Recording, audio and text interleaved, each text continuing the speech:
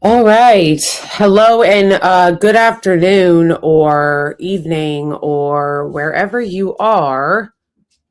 Did I uh did I tell you guys that today we are going to be being joined by some of the people from the convoy in Cuba?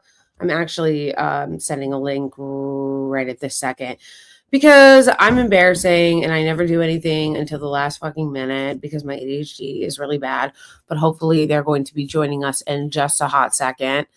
Um, Also keeping in mind that a lot of people are at the airport with the ice nightmare.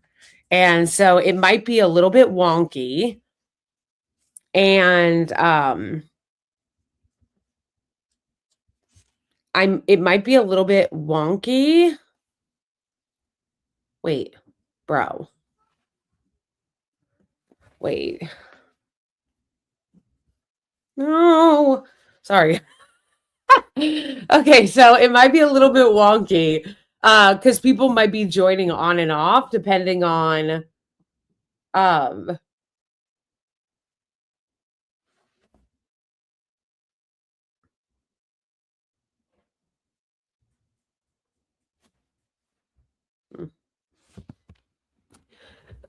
depending on basically it might be a little wonky depending on whether or not or how long they're going to be able to join. Oh, I forgot to do this, you guys. Forgot to do this. Oh, Melvin, do you want to get out?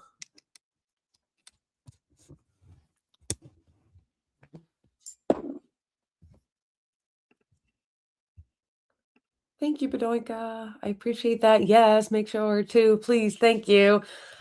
So they might be on and off. I basically contacted a lot of the people that were on the Cuban delegation and said that. Sorry, guys, Melvin wants to go out. I thought I opened it wide enough for him to go, but apparently not.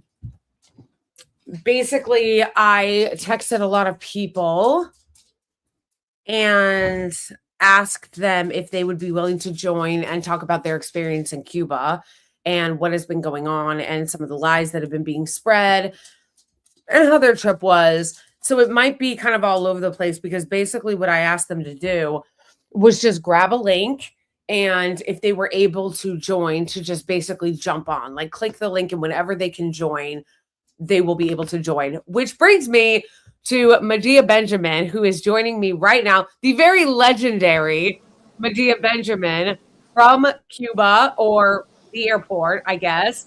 So hello, welcome, Medea. Thank you so much for taking some time to talk to me. Thank you so much for having me on. Yes, I'm in the airport. I hope you can hear me okay. I can hear you okay. Can you hear me? Yes, great. Okay, awesome. First of all, I'm so happy to have you, and I'm so excited that you're here. And I've invited a bunch of people to come on and basically stop by forever how long you can talk. Like there's no hard and fast rule. I basically just wanted to get some of your thoughts and your experiences in Cuba. I'm sure you've seen it. There's been so much lying about the nature of your trip, what you guys did, where you guys stayed. And so I just wanted to give you a chance from your perspective why it was that you guys went and to kind of dispel some of the BS that's going around. Yeah, well, first let me say I don't know much about what's going around because we were in Cuba without very much internet and Mm, spending our time interacting with the people, not looking at what people were saying about us online. And we went there, Blakely, with such an important mission, which is to take absolutely needed humanitarian aid. We were taking things for the neonatal units of the pediatric hospitals. We were taking things to save babies' lives. We were taking medicines. We were taking all kinds of sutures for operations and analgesics and 6,500 pounds of medicines that were worth about $430,000. Now that's only through Global Health Partners and Code Pink. On top of that, every single one of the 170 people who went with us were bringing suitcases full of donations. Some were bringing solar panels, some were bringing medicines, some were bringing vitamins, all kinds of things. So we were bringing material aid, but we were also there for another important purpose, which is to say, we don't agree with a government policy that's aimed to starve people, that's aimed to keep people from getting surgeries, from keep cancer patients from getting medicines. We don't believe in a policy that's collective punishment for over 9 million people. And we wanted to be there to say to the Cuban people, this does not represent the desires of the American people, as we have seen in poll after poll, as we have seen in the United Nations every single year, when there's usually two countries, the United States and Israel, that vote in favor of U.S. sanctions on Cuba, and the rest of the world says no. So we were there to represent this global opinion and say no to a cruel, inhumane policy. Yeah, thank you so much for saying all of that, because that right there, you already dispelled so much of the misinformation in just your answer, because one of the lies that is being spread in some of the articles that are being written was that you guys were using resources, not bringing resources. And as you explained, you guys brought a ton of aid. And a lot of these, you guys raised this money to bring this for the people, as well as you said, the awareness and the fact that there is this disgusting and brutal and vicious blockade on the Cuban people, and that there's rolling blackouts happening in the country. They can't get medical aid.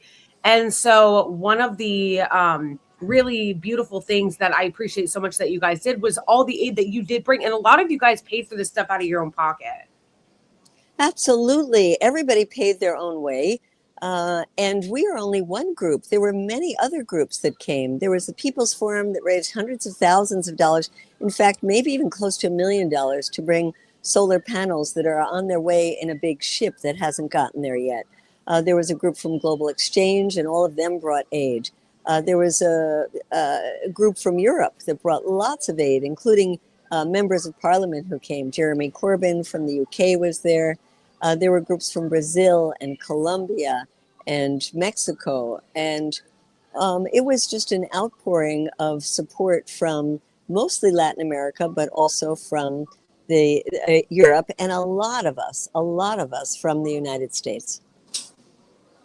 Yeah, that's incredible. That really is incredible. And I'm so grateful that you guys did this to bring awareness, because I think a lot of people, especially in political spaces like we're in, assume that everybody knows this stuff.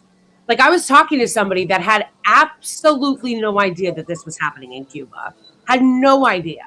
And they were like, well, what do you mean? And so I'm like, I think it's so great that you guys were doing this. And I think it's so important to be spreading this awareness. If you have a message to bring back to our lawmakers specifically, and I know that you spend a lot of time, because I watch all the videos of you confronting them, which I love, what would you tell them right now would be the main goal from the people of Cuba?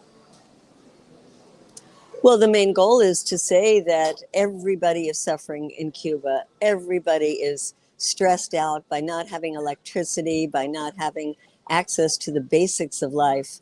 And this is just an inhumane policy, and it has to end. And that's why we are very intent on getting back into the swing of things in the United States, sharing the stories that we learned, the very, very heartbreaking stories that we learned, and pushing our members of Congress. And of course, if we could get to people in the White House and people like Marco Rubio, we'd certainly be pushing them to do something about it. And there are bills. There is a bill in the Senate, a war powers resolution, meaning that Trump does not have the right to invade Cuba, which I never thought we'd have to do a bill about, but we've seen that he did it in Venezuela, and we see what's going on in Iran right now. And there's another bill to lift the embargo on oil. Trump was bragging about how for over 3 months now, there hasn't been a drop of oil that's been imported into Cuba. And he brags about taking over Cuba. You know, it is a sovereign country, and we have to stop our government from thinking that it can intervene anywhere it wants to around the world and impose any kind of government. You know, if the Cubans want regime change, that's up to them. I don't know about you, Blakeley, but I want regime change in the United States. You know, I would love to see regime change, whether it's, you know, and it's not about Democrat, Republican, it's about a system change. And yeah, Cuba needs some changes as well, as do all countries around the world. But it's up to the people, just like it's up to us. And we certainly wouldn't like any other country coming in and saying, you can't have this president, even if we didn't like him, Donald Trump, and you can't have this system that you have right now, and we're going to impose our will on you. And let's remember, Blakeley, that this policy is representing Marco Rubio and a small group of Cuban Americans, mostly in southern Florida, who have for decades been intent on making the lives of Cubans so miserable that they would rise up against their government. You know, this isn't a new policy. This has been going on since 1960. And now it is in another level. When you take oil away, when you take the basics needed for transportation, you know, ambulances are sitting idle because they don't have gasoline. You have hospitals that are not functioning because they don't have even the fuel for the generators. You go to that level of punishing an entire country. And so I think what we want to say to our members of Congress is that we won't stand for this. This does not represent what the American people want. And we see that in opinion polls that have come out and that show that the overwhelming number of people do not support this policy. It is a small group in southern Florida that has taken hold of our foreign policy around Latin America, and they're doing harm to so many people throughout the Latin America and the Caribbean, especially Cuba right now. Yes, yes. Thank you, Medea, so much for joining me. I'm going to, you don't have to run, but I'm going to. I just wanted to say thank you so much. You and Code Pink and the incredible work that you guys do. It gives you hope whenever I think that humanity is perhaps not worth saving. But they are, and we are, and it is. And thank you so much for joining us. Sorry, I know that the background noises. So yeah, thank you for giving us all that information about Cuba. Where can people, if they want help? Wonderful. I'm sorry about the background noise. I hope you can still hear me. And people can go to codepink.org and learn about the humanitarian efforts we have. I know people are exhausted from the Code Pink staff to talk about new trips, but so many people couldn't get on this with us, and we're going to have to do it again. So stay in touch with us, and let's do what we can to spread the word and make sure that our members of Congress hear from us, and also keep doing donations, doing fundraisers in your communities, because you can raise funds and you raise awareness at the same time. And like you said, Blakeley, a lot of people don't know what's going on. They have no idea about U.S. policy and the harm that it is causing. So we have 170 new people that were there with our delegation that are going back home to spread the word. And we hope you'll have a lot more shows that give people an understanding of just how inhumane this medieval siege is on the Cuban people and how it must stop. Absolutely. And I'm going to try to join the next one. I wasn't able to. I want to go to the next one. But yes, thank you so much, Medea. You are the GOAT. Good luck. Get home safe. And we will talk soon. Thank you so much. Great to be on with you, Blakeley. Thank you. Bye. Thank you. Hello, everybody, and welcome. And thank you guys all so much for coming on. Please let me know if you can hear me okay. Whoever has to leave first, because I know some of you guys are at the airport. So whoever has to leave first, please let me know so I can get your comments in first. Basically, the point of this panel that I want to have is many of you have had a life the last couple of days and haven't been terminally online. But for those of us who pay attention to the news like a hawk, there has been can't stop, won't stop, nonstop lying from all the ghouls in our country and all of the liars in our media and the influencers and the Zionists and everybody else and all the people who have like Hassan derangement syndrome have all been lying nonstop about what is happening in Cuba, why you guys went on this trip. So basically what I want to do for the remainder of this podcast is get all of your thoughts. And again, we'll go in order for whoever has to leave first. We'll find that out in a second. But basically, I want to get your thoughts, you guys, on why you decided to go to this trip, each one of you, what is going on in Cuba, what you're doing, and kind of just also dispelling some of the lies that have been told about this delegation and why you guys went. And I'm going to start by dispelling the first lie, and that is that you guys were paid to go. Most of you I know paid yourselves. that you went to this on your own dime and that you paid for this yourselves and that it actually costs money to go. Nobody was paying you guys to go there and do propaganda. So I know that that is a lie that is being spread and that you guys were all staying in 10-star hotels and all this other nonsense that they're lying about. So please raise your hand, whoever has to leave first if you're at the airport. Anybody? Okay. Oh, I see.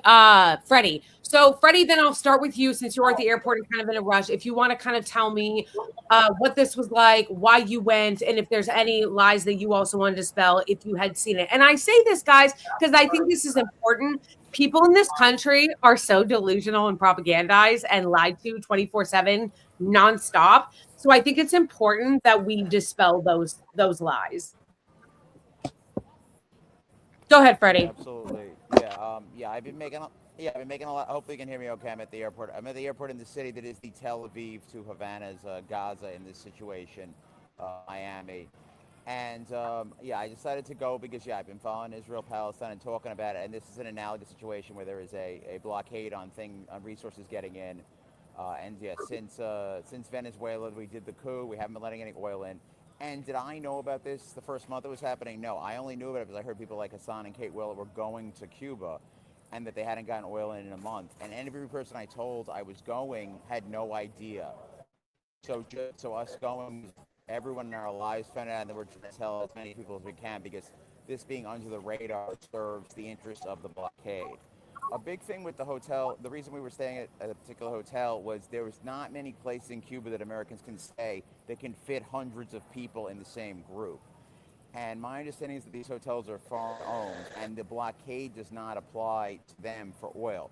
So they are able to get oil or natural gas. I didn't examine the generator, but they have generators and they're able to get fuel that is not able to go into the rest of Cuba. And who made this horrible rule where tourists get fuel and the hospitals don't? The United States government made that rule because they are trying to hollow out the Cuban society and create tiers and inequality. And then their social media influencers can use that information to go against the people who are going to help. And yes, we all paid our way and we brought aid to the Cuban people. And we're here to bring attention because we need to be talking about this blockade. On that, does anybody want to jump in? And when you do, please introduce yourselves. Oh, go ahead, Joseph. Yeah, I'm Joseph. I was in Cuba 3 years ago as part of the May Day Brigade, and there was sort of a dress rehearsal for this where a couple tankers were blocked from South America to delay May Day celebrations. It's a very large holiday in Cuba. It's one of their big secular holidays. And when we were there, the list of the staff was larger, and we were told not to mention the hotel we stayed at because every year, whenever a delegation would visit the hotel, suddenly the next delegation was on stay, like not stay there. So slowly but surely, we moved down to these hotels that are partially run by Spanish speakers. Joseph, could you disconnect and rejoin? Because your audio is not, like, I can't hear anything you're saying. Okay, hopefully he will until he comes back. I see you, Kathy. You've been here. You want to tell us a little bit about why you went on this delegation? And sure. Can you hear me okay? I can. Thank you for joining. Oh, okay. I can't hear you, but I can continue talking. So I hope that's okay. You guys can't hear me? Can you hear me? There. No, we can hear you. Maybe it's just something on her side, the audio. Okay. Oh, okay. Yeah, Kathy O'Neill. I'm a retired soil scientist. I work for USDA. I'm from Colorado. We heard about the convoy on Democracy Now! My husband and I applied to join because we have friends who have family members there, and we were hearing from our friends that their families were suffering, and we felt like we wanted to do something, and so we agreed that we would give any assistance, really essentially go to bring awareness to the people in our communities, and learn what we could learn, and bring aid to the family members of our friends who are living there. And we were able to do that. We completely used our own funds. We put everything we had into filling up bags so we could bring. We were told that they needed everything from Tylenol to if we found some solar panels they could charge their phones with. That we went and visited both of these families yesterday, and hearing their stories of not being able to not knowing when lights were going to go out, not knowing when they were going to come back on, refrigerators having electricity surges and going out, and not being able to afford replacing refrigerators. It's affecting every aspect of their life. Kids not wanting to go to school because it's just taking a drag on them. And frankly, they're very resilient. It's amazing how resilient, because I think about what it would be like in the States to not have, fuel of any sort for even a week, much less months. And they're going, but they all are saying, like, how much longer is this going to be? It's affecting everything in their lives. Yeah, thank you for saying that and pointing that out, because that's one of the things I can't hear you, Blakeley. I'm so sorry. Can you guys hear me, or is it just Andrea? Yeah, I can hear you at least. Okay, Andrea, it seems to be your audio then, if other people can hear me. I think I'm going to have to disconnect. Yeah, disconnect and come back. If something happens, guys, to your audio, you can just disconnect and come back. Usually that helps. I don't know. I knew it was good. People will bear with us. People knew it was going to be a little choppy. Yeah. You guys are all traveling. Everything is kind of crazy. Like, it's okay. But I see you, Daniel. I'm going to get to you in 1 second. I just wanted to say that I appreciated what Kathy said about how resilient the people are, and how this is something that you guys, if I, not to be TMI, but when I got my monthly cramps this month, I get really, really, really brutal cramps. If I don't take ibuprofen 24/7 during that, I would die. Not imagine. I could not survive like the way that the people in Cuba, or the way that the people in Palestine have survived, because I am too accustomed, even poor, to being an American, and knowing that I can just go to the bodega if I really need to and get something, even if I had to ask it for free, or go to a food bank. So that's what I mean when I talk about, people sometimes get mad at me when I talk about how all Americans are privileged, and they'll be like, and I get it, because a lot of people here are poor and we're struggling. But I think what people sometimes fail to understand is that even us even the most disadvantaged people in the United States, and yes, there are many, we have insane income inequality, and this is a late stage capitalist crumbling empire hellscape. But even the most of us that are struggling, we are still more privileged than many people living in other parts of the global South and in the world, like the people in Cuba, like the people in Gaza. So God bless you guys when I saw that you guys were bringing just basic things like Tylenol and medicine and gauze, and it's for sure. And a lot of people don't even understand what is happening. So that I want to get to you too, Daniel. So tell me a little bit about what it's been like there. Are you still in Cuba? So I'm in Miami with the rest of the group here too. We're kind of scattered about. But yeah, no, I really wanted to just nail on the resilience part, right? I did manage to see some posts, some media out there talking about the campaign activism kind of thing going on, and how people are just out there partying and things like this. And for me, there's two things here. Resilience, joy is a form of resilience, right? When you're suffering, joy is a form of resilience. And, you go out. I went out on the town when it was the blackout, and when the blackout hit, people were still out in community, but they weren't partying, right? They were a little more calm. But when the light was on, this is our chance. Let's have fun. Let's come together as a community. They were out dancing. They were out eating together. Because really, in the end of the day, what do you want? You want them to have light and then just sit there in suffering still? No, you want to take these chances to have joy and celebration with the community, and that's resilience. That's fighting back for sure. And then again, for me, solidarity is being there with them in their suffering, saying their suffering is my suffering, but also the opposite, right? Their joy is my joy. And they wanted us to share in their joy, and we wanted to share in their joy and just go out there and have fun and recharge their batteries, both, electronical, but also emotionally and otherwise, right? And that was for us as well. Absolutely. And actually, I love that you brought that up. I hope other you guys can address that if you want. Joseph, I'm going to bring you back. Hopefully your audio is better now. And then I'm going to get to Alex and Andrea and then back to Freddie. But yeah, really quick. I love that you brought that up, and I want others to talk about that because there was a lot of attacks, about the fact that you guys had a party, that there was a concert, that Kneecap performed. And I'm so over it because, yes, as you said, Daniel, and you're so right about this, there's always this idea that in order to get sympathy, you need to be a sad kid in the corner wearing a potato sack.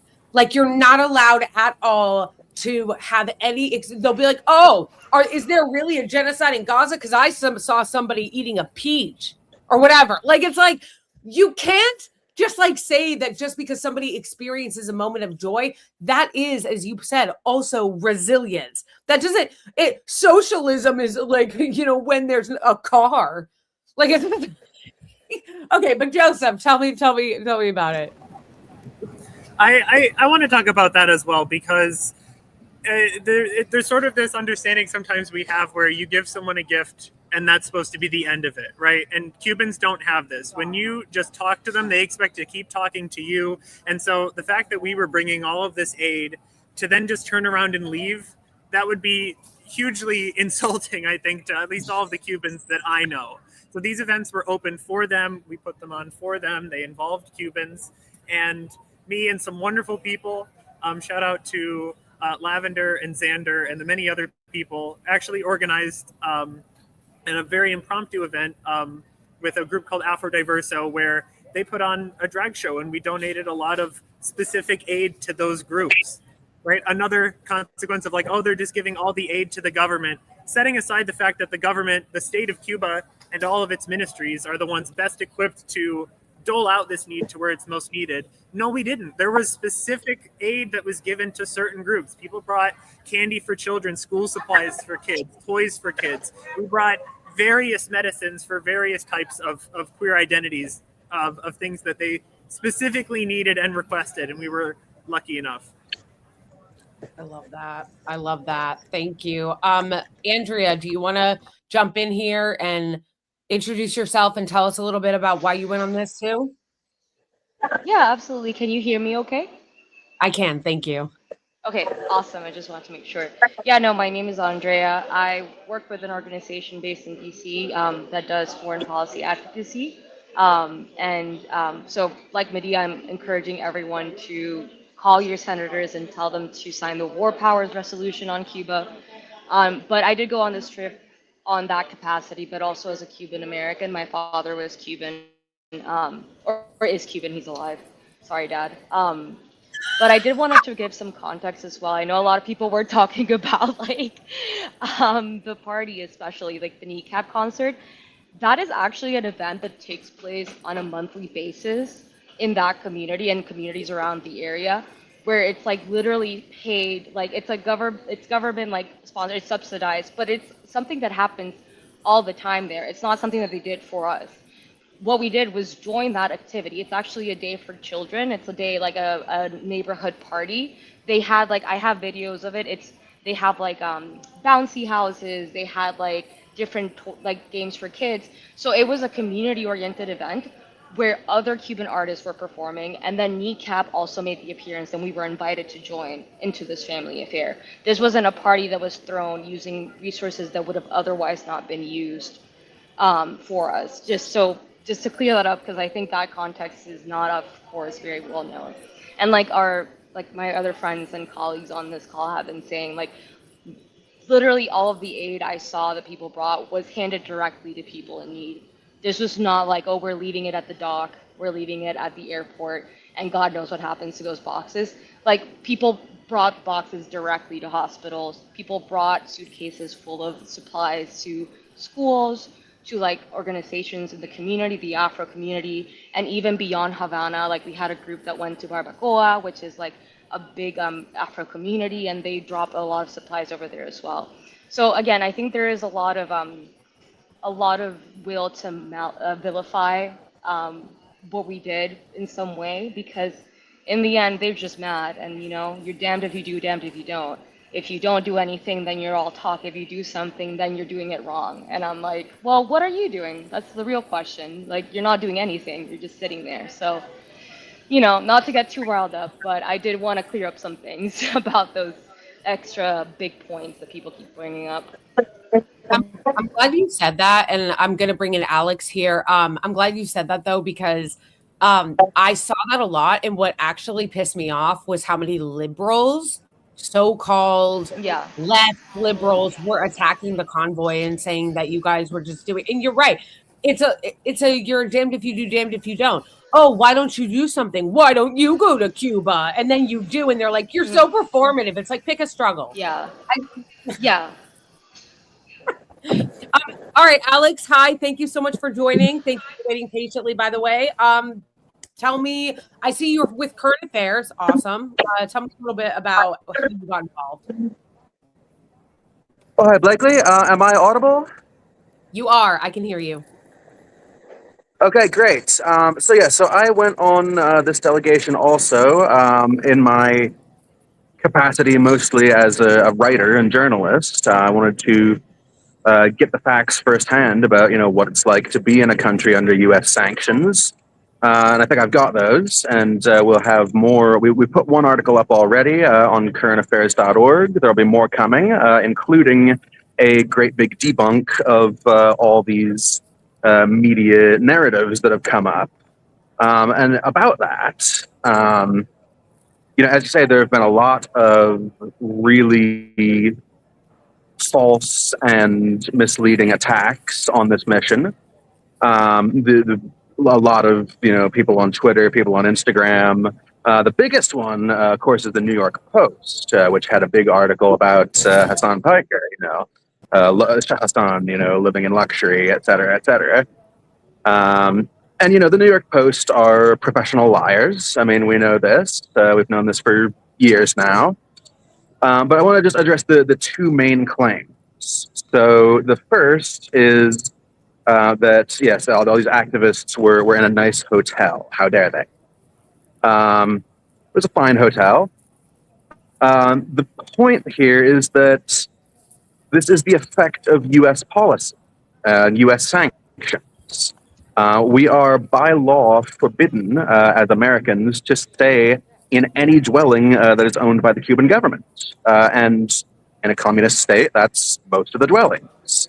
So the only options that exist were either a hotel or what are called casa particular, which are basically like Airbnb-style arrangements where you stay with a Cuban family. Now, if we'd done that, we had 130 people on this mission. You can imagine trying to set up 130 different casa particulars, some with bad internet or no internet, would have made it impossible to coordinate group activities. So the point here being, U.S. sanctions policy made it so that this was the only feasible option, and that's really the story here. And the second one, I think Freddie and Joseph had already talked about, but the concert where Kneecap performed. The story that's been put over in the press has been, these frivolous leftists, threw a concert instead of doing humanitarian work. Well, no, this was a pre-existing Cuban musical festival. It would have happened with or without us. And the organizers invited Kneecap to do a set. They did it for free as a gift to the Cuban people. And I find it really perverse that people object to that and think the Cubans shouldn't have music. That just really shows that this is ultimately about sadism. And all of this is, we see this with Gaza too, all of this is a distraction from the effect of U.S. policy. With Gaza, they always want to talk about, somebody said a problematic slogan at a protest, and it's used to distract from the bombing and the killing. It's the same thing here. They want to talk about Hassan's hotel. They want to talk about Kneecap's concert and do anything but talk about the deadly harm we are inflicting on Cuba. But that is what has to be talked about and is the beginning and the end of this story. Absolutely, 1000%. And that's why I'm so glad. I think it's so important that we all continue to talk about this, because one of the ways they get away with this kind of smear merchant lying is when people from all sides of the aisle participate. So when you have the right wing, fascist, corporate media, and the left, which again, we know that like blue MAGA libs aren't the left, but that's how a lot of people perceive them. So when you only see those people criticizing the convoy and saying that it's just champagne socialism and they're not doing anything and they lied and they're using electric, like it's important that people push back on this. And I just say that as somebody who like pays a lot of attention to media, that this isn't just something that's happening on Twitter. I saw people on Instagram, on Threads, spreading this lie. And so I think that, it's important because as Alex just said, there are a lot of people that they don't even know why you guys went. Like, this wasn't a party. You guys went to bring aid and awareness to this vicious, disgusting, inhumane, and deadly oil blockade that the U.S. has put on Cuba. So I don't know where Freddie went. I was going to bring, because I know Freddie was having to fly out soon. So, there he is. Freddie, I know you got to fly out soon. So do you want to add to this before you got to go? Can you hear? I don't know if he can hear us. Freddie, okay, I don't think Freddie can't go. So I'm gonna mute really quick, and I don't think he can hear us. Does anybody, I saw Daniel, you brought up something that I wanted to ask you about the belly of the beast. Do you want to jump in and talk about that really quick? Daniel, are you still there? Maybe not. Okay. Yeah, he's off. But basically, oh yeah, if you want to speak about it, just go ahead, Joseph. No, you go. I had two tries. No, Belly of the Beast did get some also video of people like delivering aid directly as well. And also, just for what is worth, we didn't have. I think a lot of the news was able to run freely with the narrative because a lot of most of us were not able to access the internet and have that connectivity to be able to showcase what we were doing, and not in a performative way, but in a way where we were clearly like involved and not necessarily paying attention to what was going on in the news. But now we're back, so we're really happy to set the record straight. And if people have questions, like come ahead and ask us, because we have nothing to hide. Absolutely. Freddie, can you hear now? Freddie?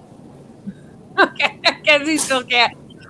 No, I agree with that. Also, I'm really over people and bad faith hacks saying things like it's performative when the whole point of bringing awareness to something is to bring awareness to it. Like, it's just really weird to me when people will be like, can you believe that they're putting this on social media? Yeah, that's literally part of the point.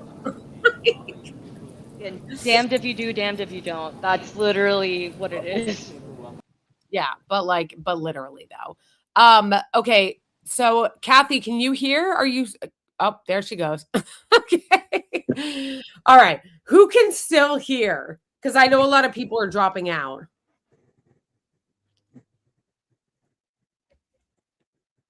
Can you hear me?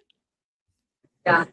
Yeah. Freddie, can you hear us yet? Yeah. I relogged in with a different browser. Yeah, I can hear. Yeah. Okay, awesome. Do you want to? I know you have to go soon, so I wanted to hear. Did you get anything anybody else was saying? Anything else you want to add?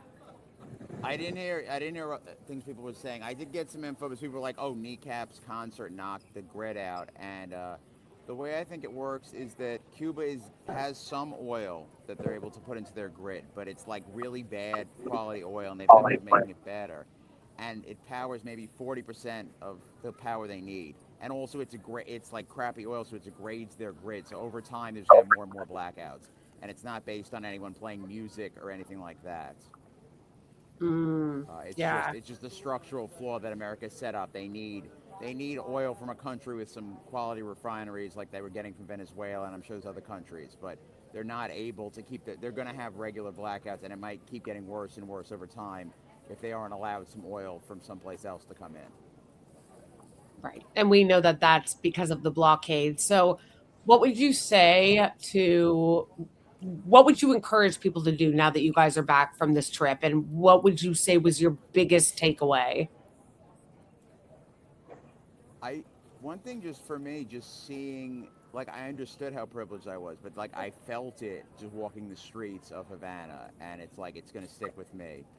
And also and what people can do, I mean, there's definitely things to donate to and all that, but yeah, people need to keep talking about Cuba, and even just kind of getting them back to where they were. We got to end the blockade, obviously. That's take a bill in Congress that might take the Democratic president, if even. But we need to get back to letting oil in. And we need to get public opinion so that if another country is trying to send them oil, that Trump will allow it in, and that he has public pressure to stop the full embargo of all the oil, because that will save lives every day that they're able to have oil.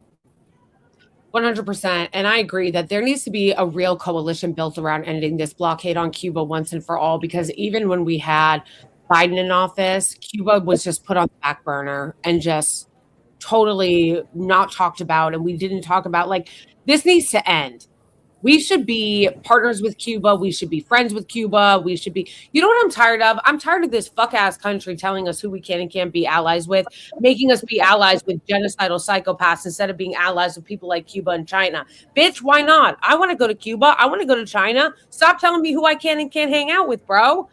Anyway, Nicole Lopez, nice to see you. Nice to meet you. Thank you for joining. Hi, thanks for having me. I'm sitting here in the airport with some other people on the podcast. They told me about this and said to join. Absolutely. I'm trying to get, oh, hey, everybody. Yeah, we're all together. No, I think that's great. I'm trying to hear. Thanks for having me. Of course. And I want to hear just like the experience that you guys are having, some of the takeaways, and just giving people a chance to dispel some of the lies and misinformation that, you know, losers like Ethan Decline and their friends at the New York Post are spreading about you guys online. She's like, what are you talking about?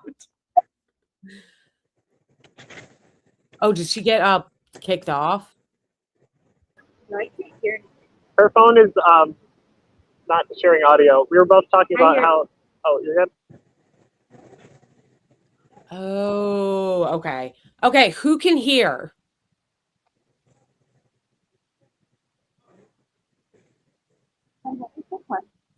Can anyone hear? Audio is in and out right now. Maybe I can share your headphones. Or you can hear me, but I can't hear anybody else. Can you share your headphone with me? Hi. What was the question? The question was just like sharing your experience, what your kind of takeaway was from it, and if there was any specific misinformation that maybe you saw that you would like to dispel, because there's a lot of lying happening. Yeah. So on the whole lying front, I mean, like, okay, hold on. Okay, great. That's way better. So on the whole misinformation part, I will say I got pretty irritated when I saw a lot of the New York Post headlines about like champagne sushi, the 5-star restaurant, and blah blah blah, or the 5-star hotel. I mean, like the government, the U.S. government. Oh, you're muted, Nicole. I'm speaking through Joe's audio. If y'all can hear me. We are making it work. I can hear you. Okay, great.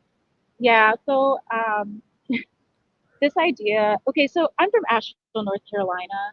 I'm also Cuban American, and like we lived through Hurricane Helene in Asheville, North Carolina, and we are a tourist economy, so I understand very intimately how just even showing up and spending money at a place that relies on tourism is actually a supportive thing to do. So like this idea that like it's not supportive or that it's just like oh, just like having fun and like, cosplaying socialism and while like, oh, just like there to have fun and not support people. I mean, like us being there was actually a supportive thing to do. And I mean, people could understand that in the wake of Hurricane Helene for Asheville, North Carolina, then they should be able to understand that for the people of Cuba. So just us showing up, like when flights are shut down, when people are, I'm a salsa dancer, I'm a salsera, and the last time I was in Cuba, I was there for dance. The dancers, I was on the last trip, like the next to last trip before they started canceling these trips because of the sanctions, because of the blockade. Like Germany cut all their flights, and so the dancers were like, "Great, we don't actually know where income is going to come from now because there are not as many tourists coming to pay for dance lessons."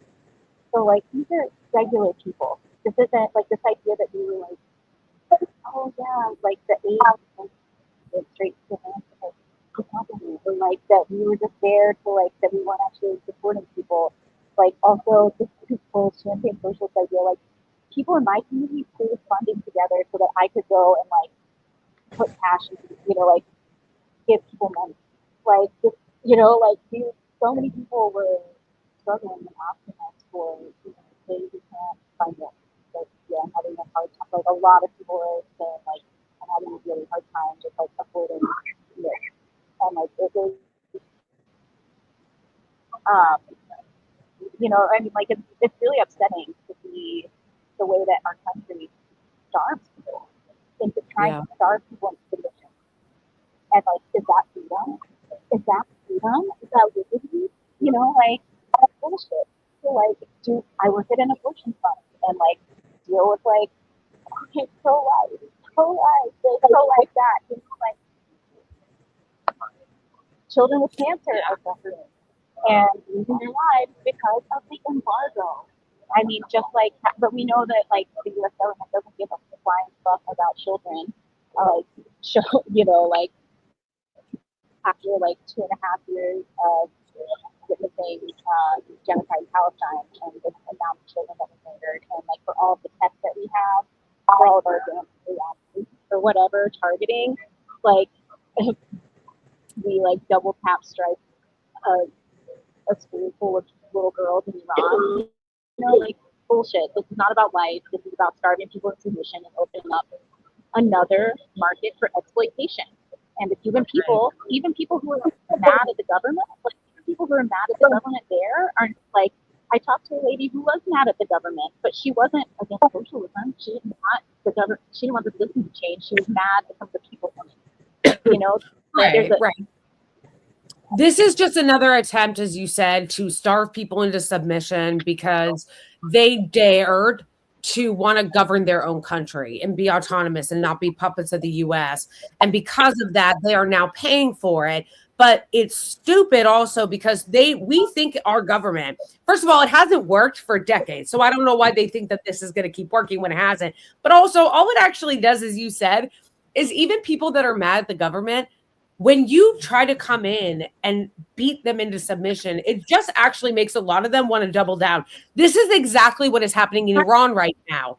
They're like, oh, the people are going to rise up and overthrow the government. No, people actually are rallying around the flag now in Iran. So this whole they're going to rise up didn't have, first of all, the ding dong in the chat right now, okay, who is in there talking shit that doesn't know what the fuck they're talking about. I need you to stop being so fucking low IQ. Stop inhaling helium and actually listen to what the people are saying instead of assuming things. First of all, the people on this panel are not all white, okay? Can you not read a last name? Does Fernandez sound white to you? Does Lopez sound white to you? What the fuck is wrong with people? Like, people with their own... No, I'm sorry. I'm losing it a little. I'm crashing out a little bit because of some idiots in the comments. No, go off. Go off, Queen.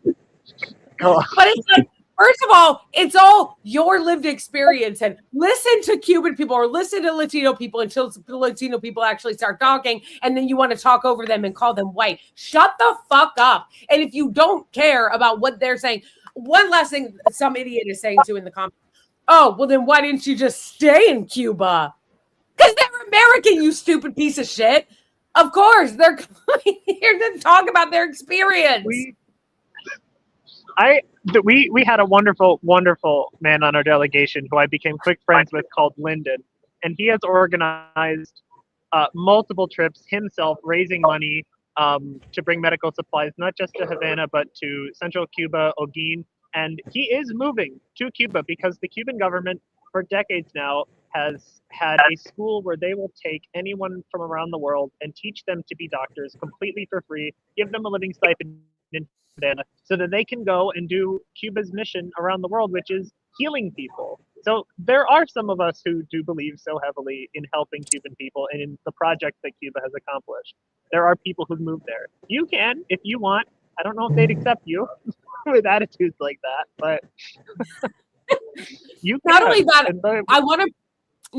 I want to bring Alex back in, and also Daniel, because Daniel, I know you had put in chat that you wanted to bring up one of the things, but something that I also wanted to talk about was that I think it's important to speak on is the amount of misinformation around the embargo. You hear it over and over and over again. Well, it's because it's a communist country. It's like, you know that the reason why they're struggling economically is because we keep trying to starve them to death and choke them off from being able to have international relations with other people. If you do that, it's going to be harder for people. Dog.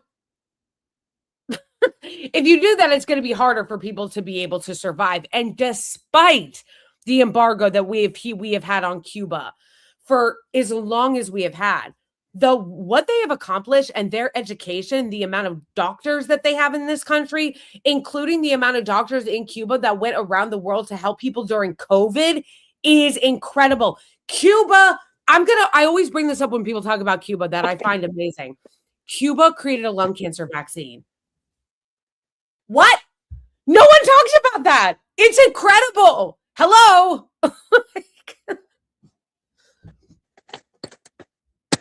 I want to plug real quick. I know I've talked a lot, but I have to leave real soon.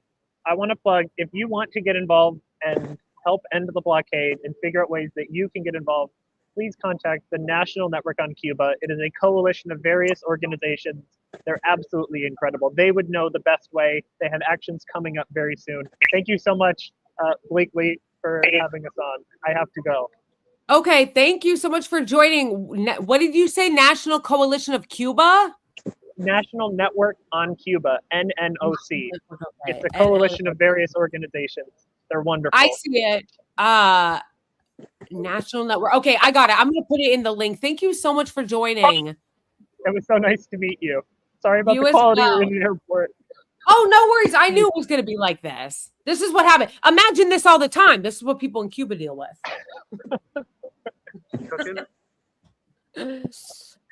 Thank you for joining, Alex. I wanted to get a little bit more on your thoughts, if you are able to, about how it is that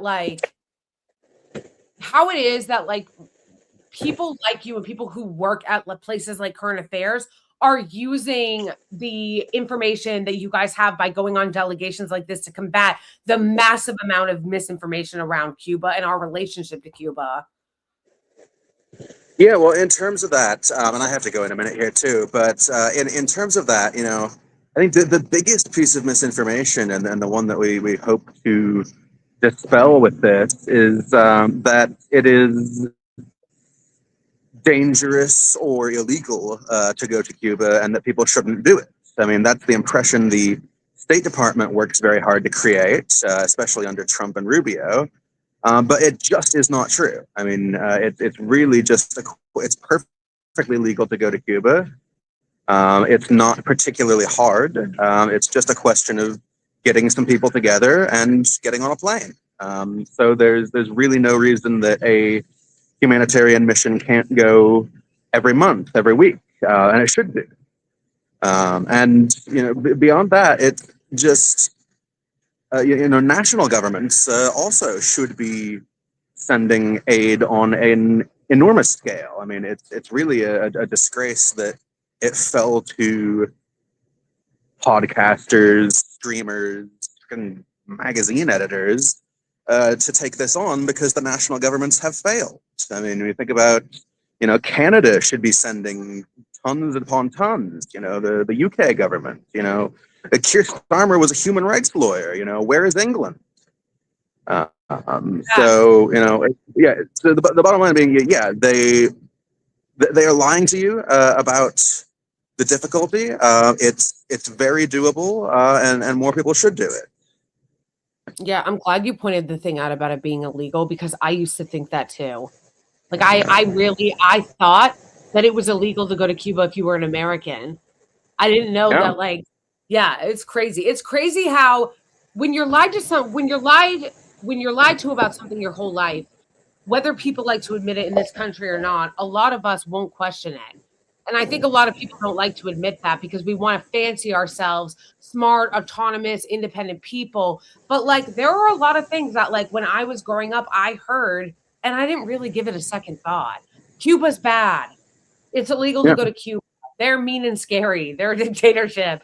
They're communism. Cuba means no Tylenol because communism. And it's like, I just never really questioned it until I was an adult and finally met somebody from Cuba. And they were like, that's all not true. So, in any event, what would you, if you, Alex, because I know you said you have to go, but I wanted to get a thought from you. And then I got another question for you too, Andrea, before you and Nicole have to leave. What would it be, the thing that you would be, or any resources that you would like to share that you would say Americans can do to help or get more involved if they would like to? Aside from subscribing to Current Affairs, of course. Well, obviously, always. But no, I would say just take a look at the organizations that have arranged this. I mean, take a look at the Progressive International. James Schneider has done brilliant work. Code Pink, as we know, with Medea. The National Network on Cuba, someone mentioned. Yeah, just have a look at those organizations. And there's many ways to get involved, from going yourself to making a donation or sharing things online. There's a lot of things people can do. Absolutely. All right. Well, I really appreciate you joining. I know you said you got to run. I'm going to bring Andrea and Nicole back in for a minute, but thank you so much for joining us, Alex. I really appreciate it. And thank you for all the really good work that you guys do over at Current Affairs. Thanks for having me. Yeah. Andrea, thank you for being patient also. What would be, and you too, Nicole, what would be the thing, I'm going to go to Andrea first and then Nicole, what would be the thing that you would say was your biggest takeaway and that you would like to encourage people to do to get involved? I would say, so I did want to share that again, coming as someone who grew up with a Cuban American family, or Cuban American, half of my family, I was also very hesitant. This is my first time traveling to Cuba, and I want to invite people to really push past that, especially people who grew up in an environment that maybe really put up a lot of propaganda and really made you scared. When I really met the people in Cuba, I was completely moved by how much solidarity and how just in general kind they are. I had people who barely had enough to eat to offer me bottles of water, offer me food as we were walking by. So I do want to understand and push back against this vilification of the Cuban people. Whatever you think about the government, the people don't deserve to suffer. No people deserve to suffer this, but the people in Cuba are truly, really so kind, and I really want to push that narrative, because I don't think people think about that and how they're just very solidarity minded people. So I do want to encourage people to really travel. I think once you travel there, you understand it's not a scary place. People are honestly the kids are on the street until late at night. It's a very safe place.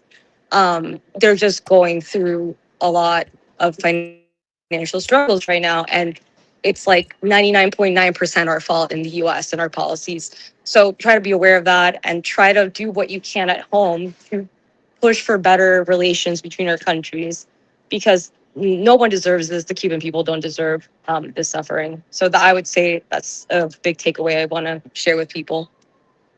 Absolutely. And it's something that everybody should understand, because it's we would never accept that about ourselves. Our president is a Yeah. clown. Our president is the Epstein class. Our president is a psycho, and most of us hate him. Would we want for other countries to punish us based on the fact that we have a clown show in the White House? No, of course. Of course we wouldn't. Exactly. So So it's very unfair for sure. But I definitely encourage people to take action at home. Again, there are things you can call your senators about. Medea mentioned it, the War Powers Resolution Act in the Senate. Please go ahead and support that. And yeah, Absolutely. again, just keep talking about it. People need to learn. Absolutely. Absolutely. Can you hear me, Nicole? Yet? Oh, I think she lost contact. Wait. Can you hear? Oh, I don't think she can. Okay. All right. I was Oh, I hoping think she might be back. Oh. No worries. Don't apologize, guys. I let everybody know that it was going to be a little wonky because you guys are all coming back from Cuba and most of you are and most of you are here. Okay, I am back now, I think. Okay. Oh, I hear you. I just wanted to get your thoughts and any last comments or anything you guys wanted to share. Andrea, I'm sorry, I was saying Andrea. Andrea was sharing about contacting your senators and telling them to support the War Powers Act.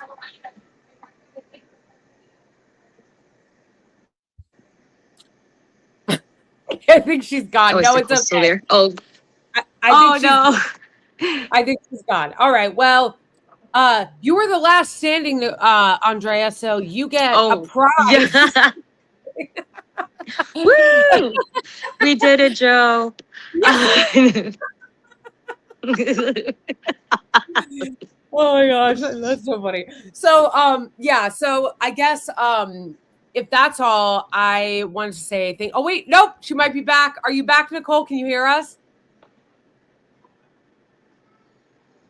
One last shot, Nicole. One last time. Let's see if we can get it. Damn. That's okay. Sorry. That's okay. No, it's no problem. But yeah, so if you guys want, put any links in the private chat that we have going if you want me to share, because when I finish uploading this, I'm gonna add any like organizations that you want people to get involved in, things that are bringing more awareness to Cuba, and also a reminder to everybody that they should be calling their senators and telling them to support that resolution. She said I'll just put my thoughts in chat. Putting it in the chat. Okay, I'm going to read it. The embargo is against human rights and extremely punitive to ordinary people. If you care about people's lives and well-being, you need to be against the embargo. If you support freedom and dignity for all, you need to be against the embargo. Absolutely.